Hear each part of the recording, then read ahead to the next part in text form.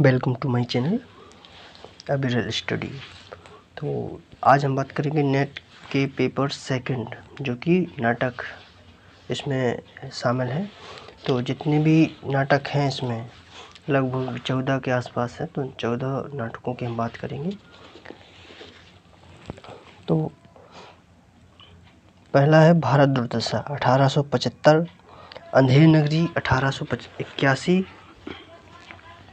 स्कंदगुप्त 1928, चंद्रगुप्त 1931, सिंदूर की होली 1931, रूपसावनी 1933, अंजू दीदी 1954, आगरा बाजार 1954, अंधा युग 1955, आषाढ़ का एक दिन 1958, आधे अधूरे 1969, एक और दौड़ चार 1972, बकरी 1974, महाभोज 1977।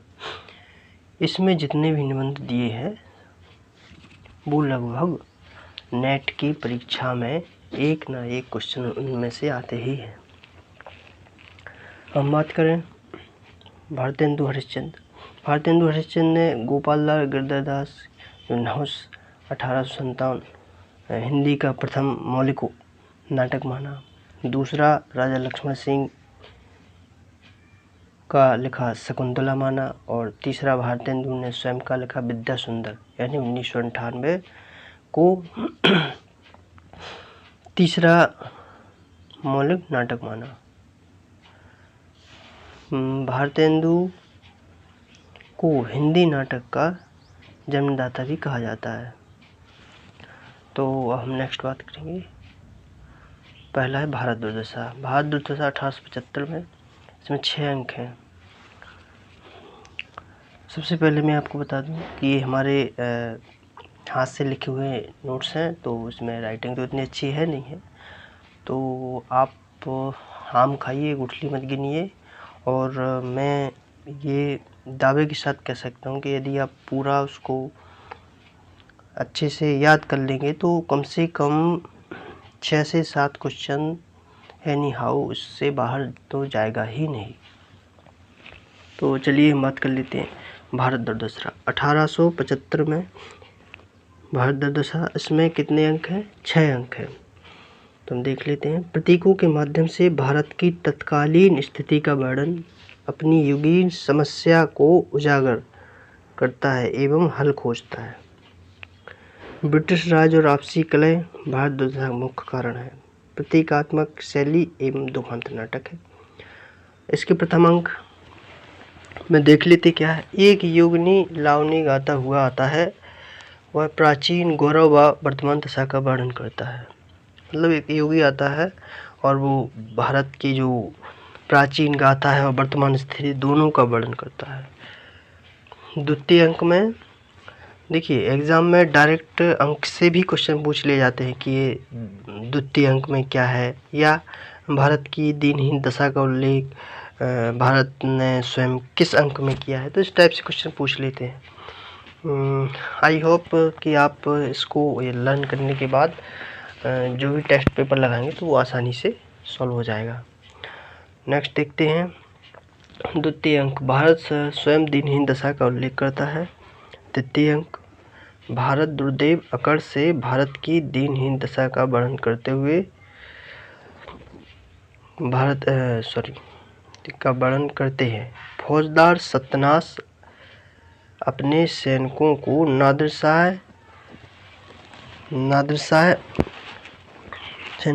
शाह चंगेज तैमूर आदि बताते हैं। भारत के निर्दोषों को दुर्दैव के सैनिक बताते हैं। इनमें प्रथम कारण धर्म को माना है। मतलब कि भारत दुर्दशा का सबसे पहला कारण किसको माना है? धर्म को माना है, जिसके कारण भारत का पतन हुआ है। चतुर्थ अंक देख लेते हैं। भारत दुर्दशा में दुर्दैव रोग यानी आलस, मदिरा, अंधकार को क्रमशः भेजता है। यानी ये क्रमशः जो दुर्दैव है वो क्रमशः इन 4 लोगों को भेजता है। आलस, फिर मदिरा, अंधकार को क्रमशः भेजता है।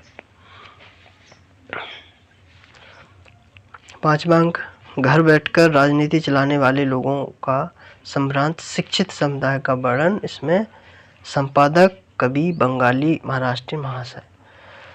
महाशय आदि सम्मिलित हैं। ये बहुत ही शॉर्ट नोट्स है। ये उन लोगों के लिए सबसे महत्वपूर्ण होगा जिन्होंने पहले इसकी तैयारी अच्छे से की है, तो वो आसानी से उसको एब्जॉर्ब कर लेंगे। चलिए हम नेक्स्ट की बात करते हैं। छठा अंक, भारत अपने पुराने वैभव को स्मरण कर वर्तमान दशा से क्षुब्ध होकर आत्महत्या कर लेता है। पात्र की बात करते हैं। भारत एक पात्र है, मुख्य नायक के रूप में जो अपनी दीनहीन दशा पर रोता है। भारत दुर्देव जो खलनायक या प्रतिनायक है। सत्यनाश आलस्य मदरा जो दुर्देव के सहयोगी है। और भारत भाग्य जो भारत का मित्र है। नेक्स्ट, अंधेरी नगरी। अंधेरी नगरी नाटक की स्थापना जो कि 1881 में लिखा गया था, 1881 में लिखा गया था। इसमें 6 दृश्य हैं। सबसे बड़ी बात है कि इसमें अंक ना होकर 6 दृश्य हैं। अंधेरी नगरी, इसके पात्र की बात कर लेते हैं। तो पात्र महंत हैं, उनके 2 शिष्य हैं। जैसे पहला है गोवर्धन, दूसरा है नारायण दास।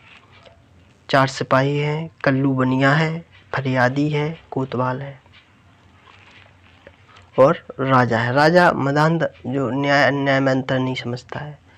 कल्लू बनिया हुआ है जिसकी दीवार से टकराकर गाय मरती है। फरियादी जो फरियाद करता है कि मेरी गाय घायल हो चुकी है या मर गई है। तो हम नेक्स्ट आगे देखते हैं। नाटक बिहार के किसी रजवाड़े पर आधारित है। इसमें 6 दृश्य हैं। गद्य पदात्मकता शैली है। अंक के बदले दृश्य शब्द का प्रयोग किया गया है। पहला दृश्य, महंत अपने शिष्यों गोवर्धन और नारायण को भिक्षा लेने के लिए भेजते हैं, बाजार भेजते हैं। गुरु लोभ के परिणाम बताकर गोवर्धन को सचेत करते हैं। मतलब ये है कि गुरु महंत जो है गुरु, वो गोवर्धन को बताते हैं कि यहाँ सभी लोग जो भ्रष्ट हैं तो यहाँ सचेत रहिए। और ये कहकर दोनों शिष्यों को भिक्षा लेने के लिए भेज देते हैं। दूसरा दृश्य जो मुख्य रूप से बाजार का दृश्य है, या बाजार के दृश्य या सब टके सिर मिल रहा है। यहाँ सब टके सिर मिल रहा है। गोवर्धन 7 पैसे में 2.5 सेर मिठाई लेकर गुरुजी के पास लेकर लौट आता है।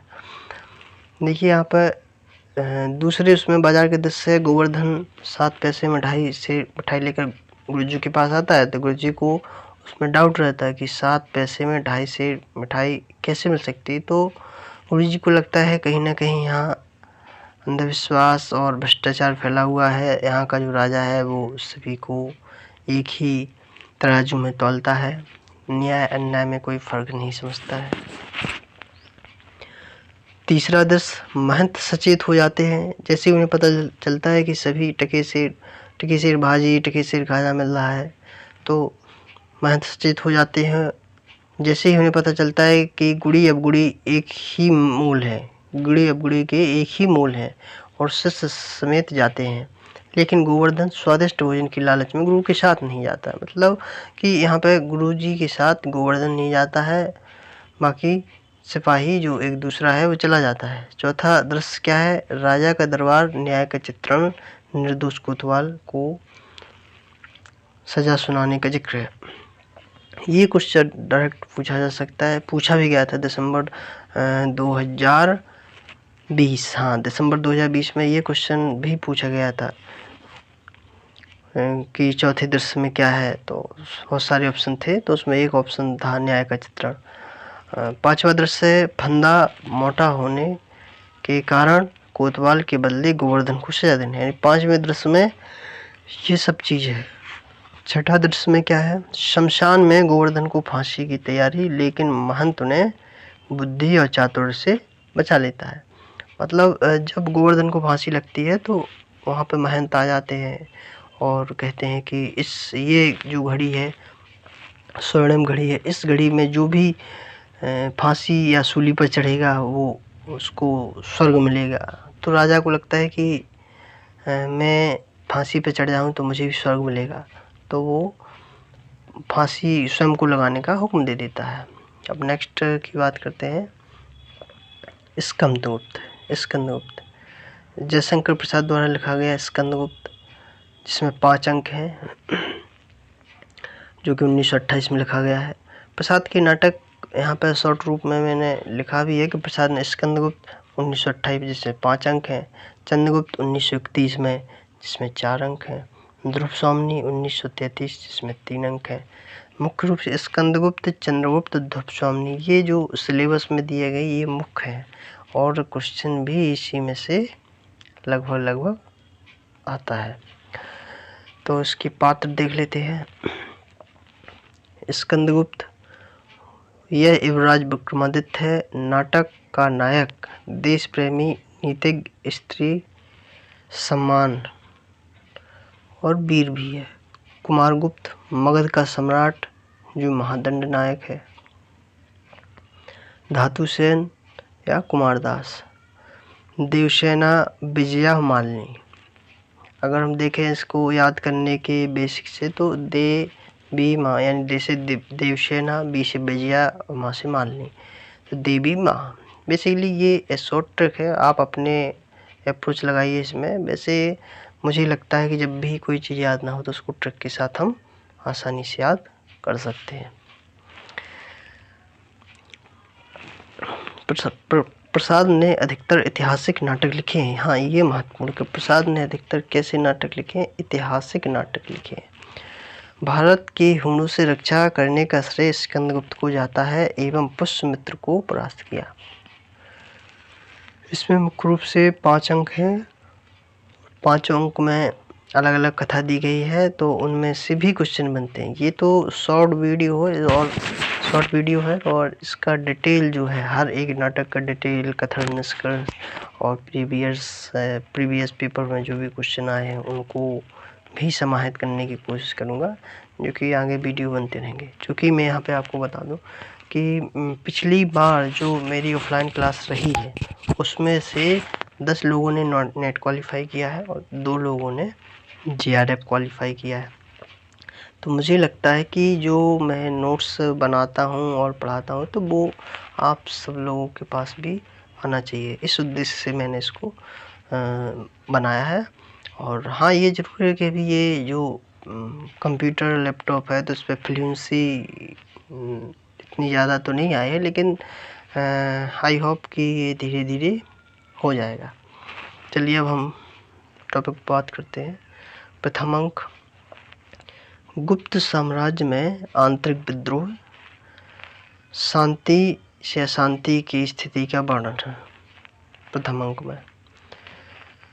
द्वितीय अंक, स्कंदगुप्त लक्ष्य के लिए प्रयत्नशील रहता है, लेकिन पहली समस्या गृह संघर्ष है, दूसरी समस्या देश की रक्षा है। यानी पहली समस्या क्या है उसके साथ गृह संघर्ष, दूसरी समस्या देश की रक्षा है। स्कंदगुप्त पहले कुसुमपुर पहुंचकर अपनी माँ की रक्षा करता है। तृतीय अंक में बताया गया प्रपंच बुद्धि भट्टारक देवी की षड्यंत्रपूर्ण योजनाओं का स्कंद सामना करता है। स्कंदगुप्त व मातृगुप्त द्वारा देवसेना की रक्षा, भट्टारक का स्कंद के साथ विश्वासघात। चौथा अंक, स्कंदगुप्त को विपरीत परिस्थितियों में अकेला दिखाया गया है। स्कंदगुप्त को विपरीत परिस्थितियों में अकेला दिखाया गया है। पांचवा अंक इतना महत्वपूर्ण है नहीं है, तो इसलिए मैंने इसको लिखा नहीं है। चूँकि ये शॉर्ट वीडियो है और शॉर्ट नोट है तो मैंने इसको लिखना उचित नहीं समझा। खैर, अब जो भी नेक्स्ट टॉपिक वाइज बनेंगे वीडियो तो उसको थोड़ा सा डिटेल करेंगे और हर एक अंक का जो भी उसमें दिया गया है उसको भी बताएंगे। यहाँ पे हम थोड़ी सी और बात कर लेते हैं कि गीत का में 26 मात्राएं, सरसी में 27, हरिगीत का में 28, मालिनी में 15 वर्ण। ये वर्णिक छंद है इसलिए 15 वर्ण। स्कंदगुप्त, चंद्रगुप्त, ध्रुवस्वामिनी, तो इसको हम याद कर लेते हैं कि जो स्कंदगुप्त है उसमें हुणों ने आक्रमण किया था, चंद्रगुप्त में जो हुआ उसमें कुछ नहीं हुआ, और जो ध्रुव स्वामी उसमें शकों का आक्रमण हुआ था। ये महत्वपूर्ण बिंदु है जिसे हमें याद करना है। नेक्स्ट, चंद्रगुप्त में 4 अंक। इसमें देखो क्रमशः दिए गए हैं कि सबसे पहले स्कंदगुप्त 5 अंक, चंद्रगुप्त 4 अंक और ध्रुव स्वामी 3 अंक।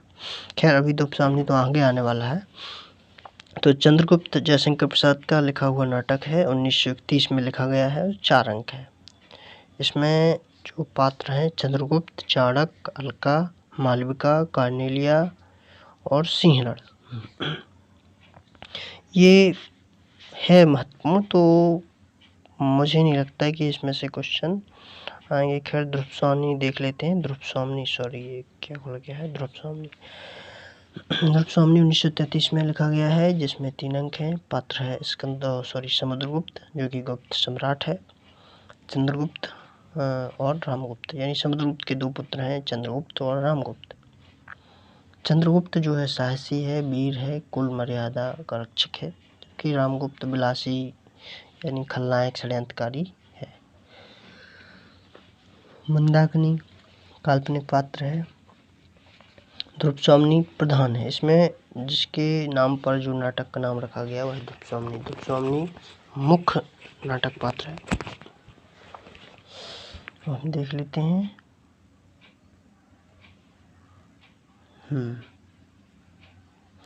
गुप्त सम्राट समुद्रगुप्त को राज्य का उत्तराधिकारी बनाया गया। उसका विवाह राजकन्या ध्रुवकुमारी से निश्चित किया गया। गुप्त सम्राट समुद्रगुप्त का विवाह ध्रुव स्वामी से निश्चित किया गया।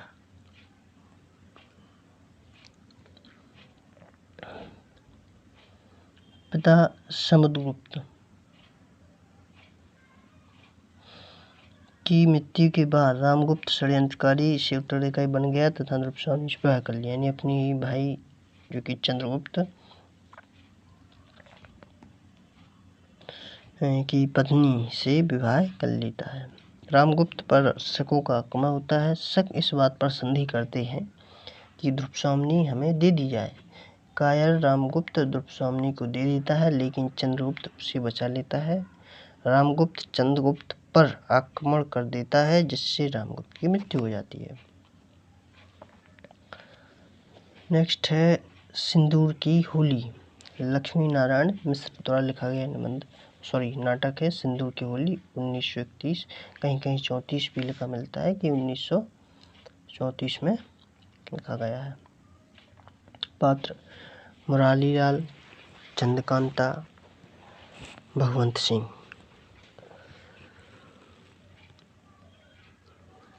इनके अलावा भी अन्य पात्र हैं। चंद्रकांता और रजनीकांत प्रेमी हैं। चंद्रकांता मृत रजनीकांत के हाथों से सिंदूर डलवाकर विधवा बनती है। मनोरमा और चंद्रकांता प्रमुख पात्र हैं। मनोरमा एक वैधव्य प्रेम का सपोर्ट करती है, और ये जो चंद्रकांता है रोमांटिक प्रेम का समर्थन करती है। अंजू दीदी उपेंद्रनाथ अस्क द्वारा लिखा गया नाटक, जो कि अंजू दीदी है, 1954 में लिखा गया है। अंजू दीदी का मुख्य नाम अंजलि है, जो कि उन्हें अपने दादा की मतलब नानी के यहाँ से मिला है। अंजलि है, उनका पुत्र है धीरज, पति है इंद्र नारायण, और श्रीपद जो अंजलि को उनके स्वभाव में बदलाव लाने के लिए समझाता है। नाटक की शुरुआत अंजू दीदी के डाइनिंग रूम से शुरू होती है। अंजू दीदी अपनी नौकरानी को फटकारते हुए कहती है कि आज 8 बज गए हैं, अभी नाश्ते में कुछ पता नहीं, जल्दी नाश्ता लगाओ। मतलब कि अंजलि एक प्रकार से सारे परिवार को परेशान सा करती है कि अभी तक ये नहीं हुआ है, अभी तक वो नहीं हुआ है। वो उसके स्वभाव एक कड़क स्वभाव रहता है, और उसके स्वभाव से घर के सारे लोग परेशान रहते हैं। श्रीपद जो है उसके स्वभाव में बदलाव लाने के लिए कहता है, बदलाव होता भी है। फिर अंत में जो है अंजलि है वो मानसिक रूप से परेशान हो जाती है और फांसी लगा लेती है। ये जो मैंने नोट्स दिए हैं, इसको आप अच्छे से स्क्रीनशॉट ले सकते हो, आराम से पढ़ सकते हैं। ये मुख्य रूप से मैंने ये बताया है कि ये इतना है शॉर्ट, जो इसके मेन पॉइंट बताए हैं जो क्वेश्चन आ सकते हैं। ये आगरा बाजार हबीब तनवीर का लिखा हुआ है नाटक आगरा बाजार 1954 में। इसमें मुख्य रूप से नज़ीर अकबराबादी की जो कविताएं हैं वो ली गई हैं। पात्र ककड़ी बेचने वाला, पुलिस वाला। अन्य पात्र तरबूज वाला, कनमेलिया, पान वाला, मदारी, शायर, हमजोली, किताब वाला। तो हबीब तनवीर ने जो नाटक लिखा, इसमें जो नज़ीर अकबराबादी की कविताओं का एक नाटक रूप में संग्रह किया है, जिसमें जामिया मिलिया के अध्यापक छात्र के अलावा ओखला गांव के विद्यार्थी के साथ नज़ीर अकबराबादी की कविताओं पर छोटा सा रूपक तैयार किया गया, जो नाटक बन गया। ठीक है, तो समझाने के लिए जामिया मिलिया, अध्यापक छात्र प्लस ओखला गांव के विद्यार्थी और नज़ीर अकबराबादी की कविता, इससे ये जो आगरा बाजार नाटक बना हुआ है इन्हीं का संकलन है। इसमें मुख्य रूप से इस नाटक में एक ककड़ी वाला प्रमुख है, जिसकी ककड़ी कोई नहीं खरीदता है। अनेक प्रयत्न के बाद नज़ीर अकबराबादी की कविताओं का सहारा लेता है, जिससे उसकी ककड़ी बिकने लगती हैं। आधे अधूरे, खैर आधे अधूरे जो नाटक है इसके बारे में विस्तृत चर्चा करूँगा। इसके लिए मैं नेक्स्ट डिटेल में वीडियो बनाऊँगा। और अब मैं बता दूं कि ये जितने भी नाटक बताए हमने, ये शॉर्ट बताए हैं और महत्वपूर्ण बिंदु बताए हैं, तो आप इनको अच्छे से पढ़िए और याद कीजिए। और ये 110% श्योर है कि इसमें से क्वेश्चन आएगा ही आएगा। और बाकी बचे हुए नाटक को मैं डिटेल में, और जो पहले बता चुका हूँ उन नाटकों का भी डिटेल हम वीडियो बनाएंगे। तब तक के लिए धन्यवाद, थैंक यू।